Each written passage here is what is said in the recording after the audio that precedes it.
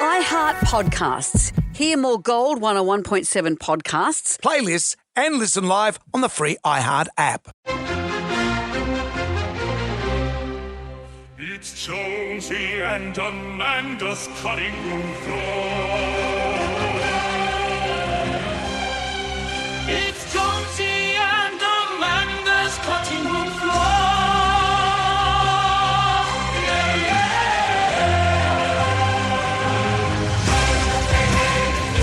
Jonesy and Amanda's cutting room floor. On the cutting room floor today... I was talking to my friend over the weekend and her Which mum- friend is this? Is it an anonymous friend or a friend? Anonymous friend. Okay. You know her. Right here. And she said that her mum had a turn and had to go to hospital. Oh. But all is well, just needed to have some tests done.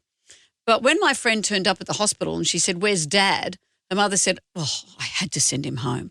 She looked over at him and he gets anxious in hospitals. He was sitting in the chair next to her and he had her handbag on his lap. She said his hands were clutching it like he was an old lady on a bus. Right. And it gave her the ick and she sent him home. Who knows where in anyone's relationship you draw the line with the ick? And there's a whole Reddit thread devoted to the ick. Yeah. Let's share them. I've done a printout for you, Brendan. You've got some here too. Oh, okay, good. How about this one? This is from someone. This is on their first date, Courtney, 36 years old. Yep. We were making out on the couch and I asked him if he wanted to take it to the bedroom. As we were getting up to go to bed, he muttered, "Yahtzee," under his breath. Oh, no. See, these things in the whole scheme of things are small, but it doesn't take much to give you the ick. Yeah. It's like my mate, anonymous mate, because I don't want him to get in trouble. Yeah. Years ago, he was cracking onto this nurse and they was doing really, really well. And he went back to the nurse's quarters and the nurse got a bra off and she had really hairy nipples. And he said, "Oh, not for me," and just left. Imagine how she feels. He said, "Not for me." No, he didn't say that to her directly. He just went, "Oh, that's not for me," and he just left. What about this one? This is from Sophie, who's 30. This is the relationship status was a one-night stand. Within 16 minutes of watching a women's soccer game, he called a massage physio, dramatic, said her nail polish was attention-seeking and complained it wasn't the Premier League. And they say women are emotional. See, this is the stuff. This is where you go, if you're trying to decide whether you're going to give someone a go or not, you go, no, that's it, you're out. Yeah. Laura, she said, I asked him what he was up to and he said he was playing video games. He's 41. What? Is that ick-worthy? That's what I mean. I haven't played video games That's for a the long nature time. of ick. It's different for everybody. It's different for everybody. Yeah. I've got a pinball machine. I play that. For some people, that's great. Is that for ick? others, full ick. You can't tell. But What about this I'm one? married. Everything I do is ick. How about this one? She owned 30 Labubus. I tried to look past it until she kissed each single one of them goodnight. Yeah. You know, once you've got the soft toys sitting up there over the mantelpiece. And that's how guys feel about that. Women's version is Star Wars collectibles. Yep. All of it's ick. Yeah, but some people say... Here, you don't say but. It's okay to have Star Wars collectibles, but not Labubus. No, I'm just saying, some people, when you're stoking the fire, you're not looking at the Labubu. Yeah. But next minute, you're in a relationship with someone who has 18 million stuffed cats. That's how it goes. Be careful at the beginning, I would say. You have been warned. It's the cutting room floor. Yeah. On the cutting room floor today, when was the last time you had a big night out on the town? I went out on last Friday night. Oh, with the living room boys. The living room boys. What happened there? Well, we went to dinner, which was very nice, and went and had a drink afterwards. No one went crazy. It wasn't one of those mad ones, but it was a night out. When have you had a big night so big that you were rollicking drunk and you had to get rolled up into like a Japanese-style futon and sent home? That was the week before. What are you talking about? Well, in Japan, the authority over there have a great way of handling drunk people. If you get too drunk over there, you get wrapped up like a burrito and taken away. I know I'm mixing my countries there, but they've got a large plastic sheet. It's known as a bohan yokyon futon, which is Japanese like a drunk wrap. And when they find an individual, the cops have these things. They find an individual in the street and maybe they might think that person is a threat to public safety or themselves due to intoxication. Yeah. Police officers wrap the person in the sheet, and this is designed to restrain the individual without causing injury, preventing them from flailing or running away. So they don't take them anywhere. They just wrap them up and leave them in the street. I'm not too sure about that. I suppose you could stack them in the back of the Japanese paddy wagon, like they're a carpet delivery van. Because if you just leave them in the street and they can't open their arms like a baby that's been swaddled, it makes them even more vulnerable. Yeah, that is true. But I would imagine the Japanese are very good at, Origami, they fold you nicely. Yeah, and they would too. Because there are some, in my time, I've had some moments where, What's this mean? well, just where I've got home and I thought, how the hell did I get home? And you're wondering why you're dressed as a burrito. Yeah, I remember. Didn't you once fall asleep you thought it was your friend's house because there was a pool? Yeah, I got thrown out of a party and the house that we were staying, I was young. Yeah. So at the front of the house, it was a very suburban setup. There was a caravan, and that's where we were all staying. So I got thrown out of the party, sent to the caravan, got out of the caravan, and because I got thrown out of that as well. And I went, right, walked up the street, fell asleep on the nature street, woke up and was all disorientated. How dangerous, falling asleep on a nature street. And I thought, I'm just gonna go back inside the house and just get some sleep, but I won't go into the caravan or the house. I'll go underneath the house. And it had like an attic, not an attic space, not a basement space, but an underneath the house bit that was head height. So I'm walking under the house and there's push bikes and stuff like that. Cat poo. Yeah, all that stuff. And I've got my cigarette lighter because I couldn't see anything and just trying to flick. Can't see where I'm going. Just look for a comfortable place where I could Well, sleep. after being on a median strip, you're not picky. And so anyway, I'm there and there's no good. So I'll go back to the caravan. I walk outside and there's a man standing there and he said, can I help you? And I went, hey, Mr. Steadman, how are you? I was just looking for a place to sleep. And he said, are you all right? And I said, no, I'm just looking for a place to sleep. And at that point, I noticed I was standing next to his above-ground pool. And I said, you've got an above-ground pool. And he goes, yes, I do. And I said, but you've also got an in-ground pool out the back. You've got two pools. Why have you got an above-ground pool and an in-ground pool? And he said, I think you should leave. And I said, no way, Mr. Stedman, I'll go out to the caravan. So he sort of showed me to the gate. And as I walked out onto the street, There was no caravan. there was no caravan and I couldn't even recognise where I was. I didn't know how far up the street I had walked. Oh, no. And I looked back at the house. I went, I don't know where I am. No. And this is before phones or anything. Yeah. I loved how the man said, I think you should leave. And I just had this panicked, where am I? Where's my burrito And then wrapping? I looked down the street a piece and there was the caravan. Right. And then I ran down to the caravan and I opened the door and I stormed into the door. And Omo, my good mate, was asleep on the floor. And I didn't realise that. And I was standing on his chest. You guys won't believe what happened to me. As you're cracking his ribs. Yes. And Omo, to this day, has an injury. Now he's in his late 50s. He's got a sternum injury that I caused that night. And whenever I go near him, he always protects his sternum. Wow. The life of Brendan Jones. What we Good do in times. life, what we do in life echoes in eternity. How unlike the home life of our own dear Queen. If only the Japanese were around to wrap me up. Absolutely. Hey, get ready. Everybody here is some more. It's Jonesy and Amanda's cutting room floor. Hey, get ready. Everybody here is some more.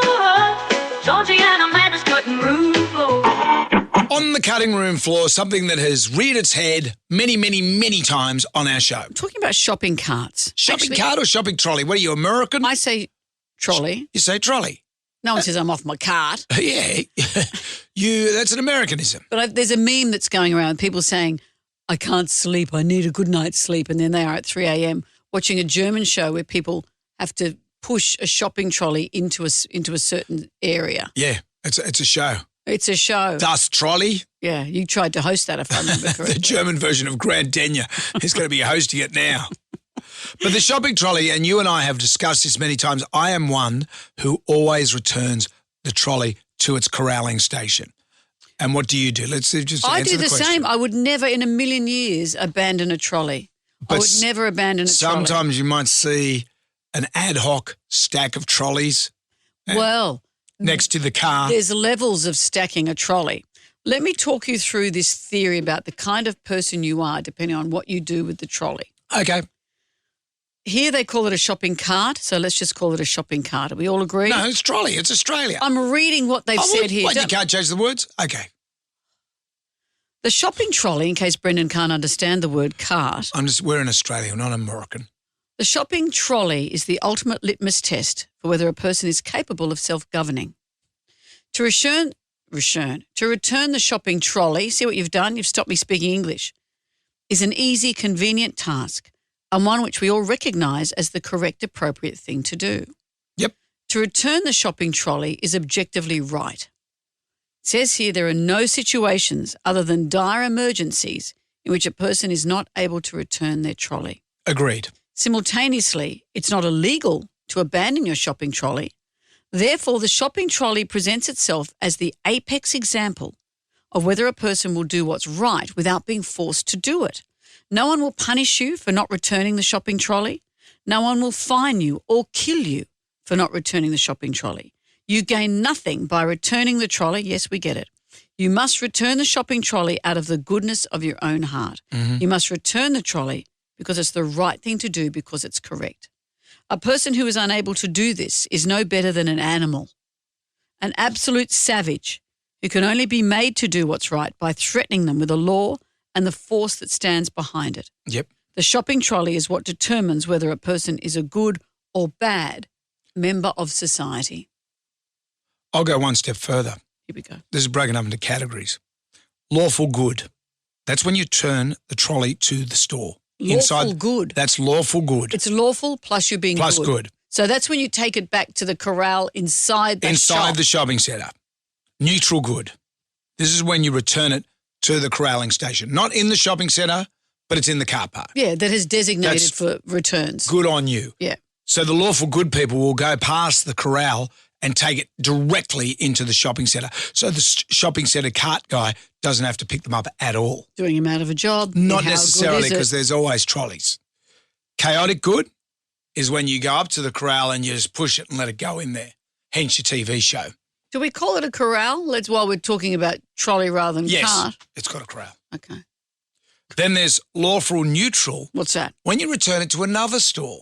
Who would do that? Well, you're next to Audi and you're next to BWS. You might have a okay. BWS trolley, you put it into Audi and Right. vice versa. Okay. Chaotic neutral, that's when it's returned to nature. You just put it on the medium strip inside the shopping centre. Where it goes back to grow in its natural No, environment. not necessarily, you just put it, you're abandoning the shopping trolley. Lawful evil, What's that? unreturned but neatly stacked. So you see one shopping trolley, yeah, okay. And then you make an ad hoc list. Even though it's Trolley just stack. maybe in front of someone's house. Natural or neutral evil is when you leave it in a parking space. Oh, that's unacceptable. And That's not neutral evil. Chaotic evil is when you return it to a culvert, meaning you push it off the edge, the verge, and it plonks into the water. You are truly, that's just chaos. That's chaos. For me, I always return the trolley because the Lord smiles upon you. Oh, when you're you not do going to that. tell this story. One day I returned my trolley. There in the trolley preceding my trolley was a barbecue Can I ask chicken. the question? Were you inside the store or just out in the shopping car centre? park corralling? I was part? I was neutral good. So neutral good for me Is returning to the corral Yep. outside the store And- but designated area. Exactly. If I was lawful good and taking it into the shopping centre, someone, an employee of Coles or Woolworths, would have noticed the chicken within the trolley and they would have said, This is the trolley that was in front of you. yep, I would have missed it. If that person, neutral good, had returned the trolley with said chicken, and unfortunately for them, they forgot their chicken. That happens. But you've said the Lord rewarded you. Well, I picked What up if- the chicken. What about the person who bought the chicken Well, they- and took it to the corral? Where was their reward? Well, they would have got home, unpacked their groceries and said, oh, bugger, I've left the chicken at the Kids, shopping centre. we're not eating tonight. Well, but there's Eat no- your shoe leather. There's nothing else that they can do. They can't get in the car So and go how back. come you were kissed by the universe and they weren't? for Because being I a good returned the person? trolley, and that's the Well, so had they. yeah. But they returned the trolley, so what will happen is they will get something good coming their way. Oh, is that how you sleep at night? That's how I sleep, and I sleep very, very well. because I'm that sort of person. With a full tummy I of someone else's chicken. It doesn't matter. It's a person who, a like-minded person, and that person would be happy. Thinking, well, someone Yeah. good did it. It wasn't Mr. Chaotic Evil who got it. Yeah. And That could be a new Marvel baddie, Chaotic Evil, who just goes and pushes trolleys One off. time many years ago, I bought a bunch of Indian food, and as I was unpacking the Indian food just outside the Indian food shop, I left one of the containers of butter chicken just sitting there, and I didn't put it back into the bag. Ironically, I was checking to see if they put everything in there. I took the butter chickens in there. I left that there. Got home, and sans the butter chicken. So I left it there. So I'd like to think that someone coming out of that Indian store went, Oh, my God. Who would take home a buttered chicken? A rotisserie, you have said a rotisserie chicken, at least, this is in your defence. I can't believe I'm defending you. Said there was a sticker that said when it was cooked, blah, blah, blah. Yeah. A buttered chicken could have anything in it. yeah, but still it was. How long's it been there? Well, I don't know. I just hope that someone, a neutral good person like me, got the benefits of that chicken. Wow, they're probably still feeling them in hospital. Hey, hey, hey, get ready. Everybody hear some more road. Jonesy and Amanda's cutting room floor. On the cutting room floor today, that's a croc. That's a croc. Let's talk about crocodiles. Let's talk about the Fitzroy River in Queensland, which is about 500 k's north of Brisbane. This is home to a lot of crocodiles. And in the 1970s, salties were a protected species. Well, they've been a protected species since then because their population was decimated by hunting before that. Yeah, well, that was what Crocodile Dundee was based on because of for the crocodile meat and the leather, all those things, those Hermes bags. Yeah. They're made of crocodile. Lacoste, you know. I've seen the shoes, the Crocs. Are they made of crocodiles? Actually, have they thought of making Crocs out of crocodiles? This is a great idea. Let's get on the ground floor. So what's interesting is that this is what's happening in the Fitzroy River. Crocs live there. Yep. Let's just accept that. It's 500 k's north of Brisbane. Yeah, there's a lot of them. It was announced in March that this is going to be the scene of the rowing and the canoeing events in the 2032 Olympic and Paralympic Games in Queensland. So you're getting a river that is infested with crocs Yeah. and telling your rowing and canoeing-ists that that's where they're going to do it. They're saying, locals are saying that running into an apex predator is unlikely at that time of year. Mm-hmm. But the saltwater crocs are most easy to spot. They bask their cold blood on the riverbanks, but you can never be sure. And how about this? Professor Craig Franklin, the University of Queensland's croc expert, says, why would you do that? Rowing in a place where it's the natural habitat of the world's largest species of crocodilian and arguably the most dangerous, why would you do it? Why would you do it? It'll make you row faster. There is that. I'm not thinking more of the crocodiles, but just the distance. Why the hell they've got it in Brisbane, the Brisbane River, which had rowing clubs, because I know that because when I lived in Brisbane, I used to row on the Brisbane River and canoe on the Brisbane River. Why aren't they just doing it in Brisbane? Are they Brisbane games or are they Queensland games? It doesn't matter. Don't they like to spread them But around? 500 k's is miles away. This is the dopes that run this country. Maybe they're having, Brendan, the sailing events on the Brisbane River perhaps. And No, you sail in Moreton Bay. Brisbane is a perfect city for the Olympic Games. I just don't understand why they would put it 500 k's away from the city. Maybe for funding, they need to make it look like we're going to get tourism to all kinds of places around the state. I'm just speculating that maybe that's why. The damn fools that run this country. Why don't they do it in a dam? Well, it makes no sense. You've been a rower, you said. Yes. This is new to me. What creatures have you seen in the Brisbane River? None. I got That's a crab because it's once. so brown. You got crabs in Brisbane? I got a crab. That's when you're out of step with all the other rowers out of stroke and the oar digs in and you get thrown out of the boat. So you got thrown into the water No, I didn't. I got smashed in the head by the oar. It hurts. and then they throw you out. Is that punishment? Yeah, because you've ruined the race. No, the force, because you're in I was in an 8-man crew. You're rowing along, and if you're out of stroke, the oar digs in, and because it's out of stroke with everyone else, your oar Slows goes everyone into your ribs and lifts you out of the boat and throws you out of the boat. It's called a crab. I see. That's Yeah. what the crab was. Remember Sally, lay down Sally. She gave up to avoid a crab. That's why she lay down, so her head wouldn't get taken off. Oh, because she got out of time. I thought she just got tired She and wanted gave to lie up. down. She gave up. Can you get back into the rhythm if you're out? And that's why all our teams blew up, because you have to row and row until you die. if you're in a rowing 8 or But 4. if you get out of step, out of time, you can't reclaim it. You just have to stop rowing. I don't think I've ever seen anyone reclaim it from a crab. Once that oar digs in, and that's it. Really? Did you take pleasure in it? In rowing? Yeah. That's very good. Yeah, I like it. I like rowing. I paddle every day on my Yes, but on my that's sub. solitary. I didn't but see it's- you as a team guy. I didn't mind it so much, but rowing, by and large, you've got to adjust to everyone else. And did you like being told what to do? Because No, I know no. you have joined an older sailing crew. Yes. And you don't like being yelled at and told what to do. Well, they're just old cranky blokes who just yell at you as soon as look at you. Right. That's Yeah. called having someone in charge. Yeah. And you don't like having someone in charge of I the was- Jones man. And these guys, because they've got no filter. But the other thing is they're all captains of industry. So, one owns a very successful appliance business. And they're all multi-millionaires. And then there's you. And then there's me. And I'm just there because I do like to sail. And it's nice to sail on Sydney Harbour. It's an opportunity to sail these old 18-footers that ran. They still go to these days, but we don't have them. These are the old ones, not the moderns. And they used to bet on them in the harbour in the 30s. But these old guys, they just yell at each other. One day I'm sitting there just eating my little birch of muesli because it takes about 5 hours to set up the boat. So I'm eating my birch of muesli. And Bob, who's on our crew, is there. And there's another guy, talking about his Uncle Bob. That's another thing. All these guys are called Robert or Bob. Okay. So this other guy called Angry. And there's no shortage of blokes who will tell you how it's done. So this guy's angry as I'm sitting eating my birch of muesli. He goes, if my Uncle Bob was here, he'd tell you blokes how to set this boat up. And he just droned on. And my eyes were glazing over. Then my Bob from the crew looks at Angry and goes, and you know what? This angry guy says, well, you know what my Uncle Bob taught me? And then my Bob said that you're an arsehole.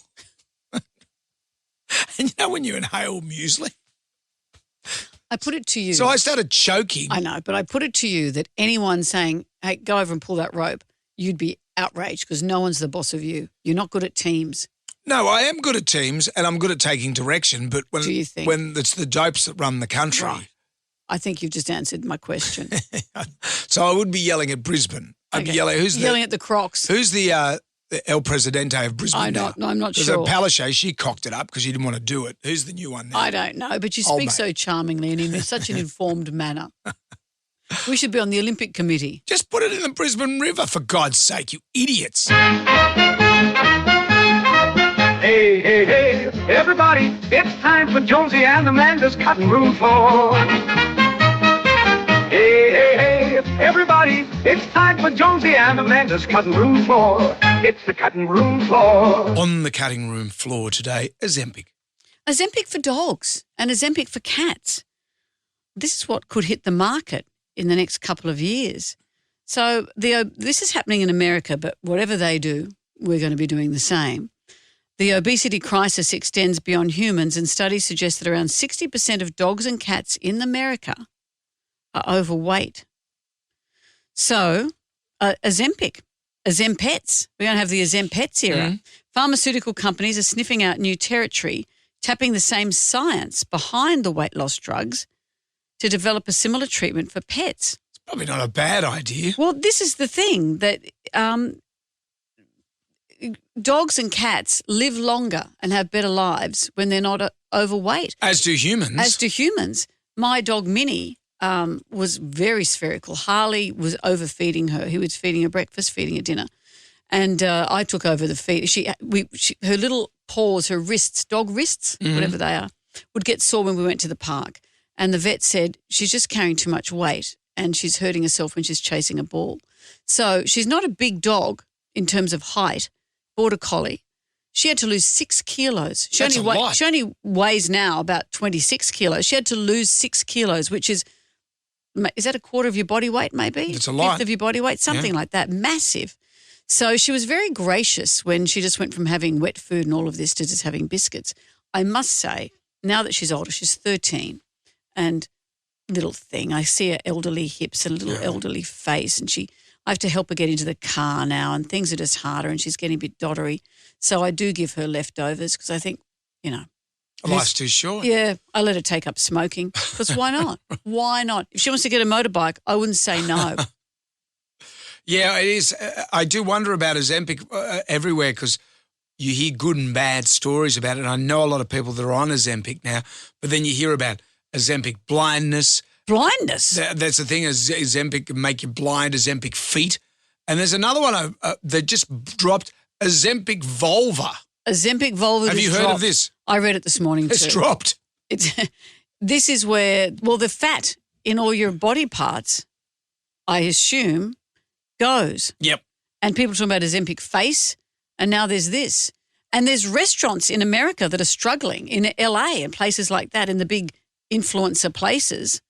No one's ordering food, and some restaurants are catering for this now. They're doing smaller portions. Yep. Almost like, for us, an entree size, to cater for people whose appetites aren't as big.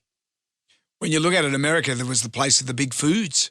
The big foods. You go and get big I often foods. think of Americans when they come here and just order a sandwich, a salad sandwich or a ham sandwich, and that's what you get. 2 pieces of bread, a piece of ham, and that'll do you. Yeah. Over there, you get 18 layers of the ham, big pieces of bread. You get a side order of potato chips. You get a giant pickle with it. I remember when I first went to America, went to LA about 1982, and there's a restaurant franchise called Sambo's, probably politically incorrect now because it had the whole thing. Oh. Yeah. Whole imagery. Yeah, but it wasn't named after that. They just leant into it. It wasn't named after Black America. It was originally a white chef and his name was Sam and they just called it Sambo's. But then somewhere along the line, they thought it would be good to use that iconography. But anyway, I remember ordering. What sort of food?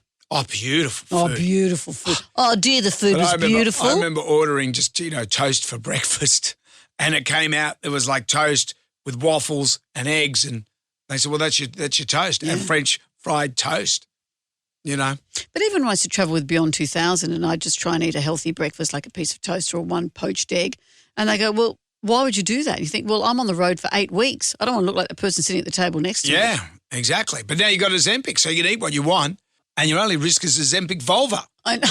And I drive a Saab.